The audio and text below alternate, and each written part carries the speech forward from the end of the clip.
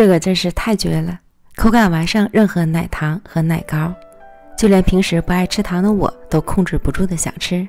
食材简单，做法更简单，你一定要试试。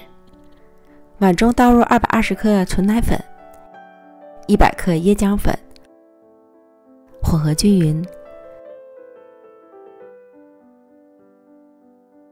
再加入100克炼乳，边加边搅拌。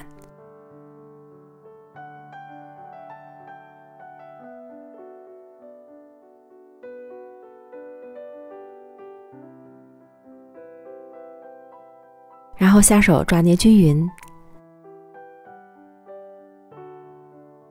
再根据奶粉的湿润度，少量多次的加入30克牛奶，继续抓捏至无干粉，并且可以接团儿。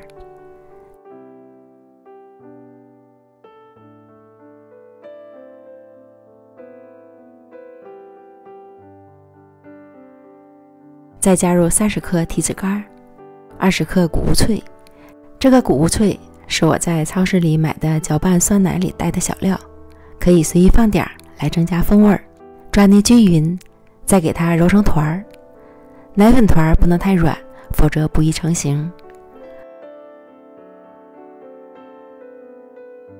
放到烤盘里，表面垫上一张油纸，用擀面杖用力改压成型。厚度差不多在1.5厘米左右。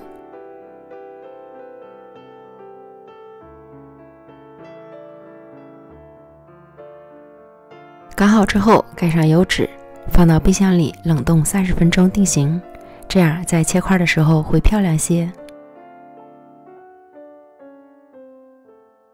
冻完之后取出来直接切块就可以开吃了。